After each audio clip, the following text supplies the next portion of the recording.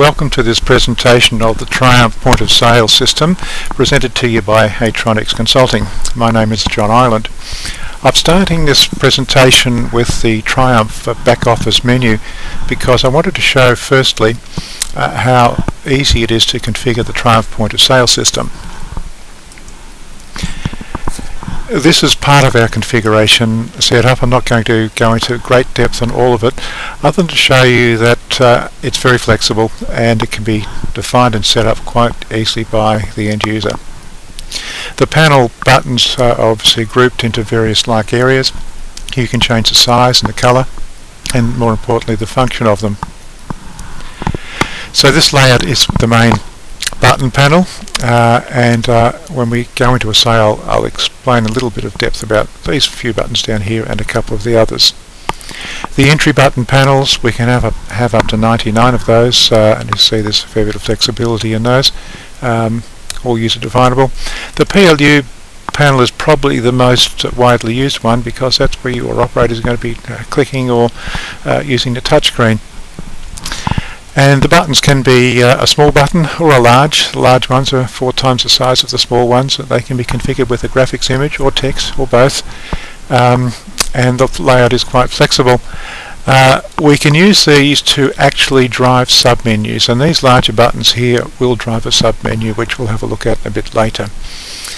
The panel layout, we give you a choice of 8 different configurations, and effectively these are just a way of shuffling around the various panels in terms of how they relate to each other.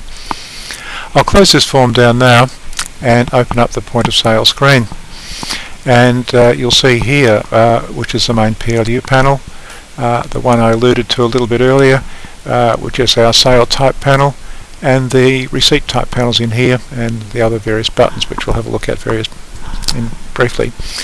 The screen is configurable to most screen resolutions and is available to be used on most standard point of sale touchscreen machines.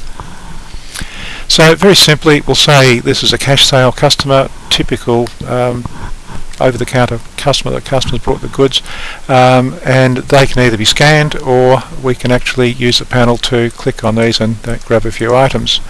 We'll assume this is a cash sale, so we'll pick the cash from our payment options, and let's assume they've delivered $40 to us, and that's done. Now I've printed that a little bit too quickly in my haste, so I'll just go through that process again, and cash sale again, and $40, hit enter once. I hit enter twice and it defaulted to the print button, which I should have left that pausing there for you. So we'll just preview the docket, and this is a typical 40-column docket printer docket which your customer will receive. The layout and the messages on this docket are user definable by whatever you want to put on it almost. That's done. Another alternative, I guess, is a customer walks in, or an account customer. So we'll say it's an account customer. So the screen now has flipped over to a debtor lookup. So we'll say it's for action, and what we'll do in here, we've got the debtor, so we'll go to a sale line screen, and once again we can pop the items onto the screen very, very quickly, and we say he's paying for it on account. I'll reselect that. This particular debtor says all these deliveries must be made between certain hours, etc. So we can have lots of different pop-ups for different circumstances. They can put it on account, hit enter. This time when we preview it, you'll notice that the output will be a little bit different because we have this set up to print in an invoice type form, and these invoice forms we use Crystal reports to build them all, so they're all configurable to your specific requirements, but out of the box this is a standard invoice form. Okay, that's all I really wanted to show you. It's really just to whet your appetite so that you can perhaps see if it might be suitable for your business. If you require more information on this, go back to our website, which is www.atronics.com.au. On that website you'll find some contact pages, so let us know what you want and we'll get back in touch with you just as quickly as we can.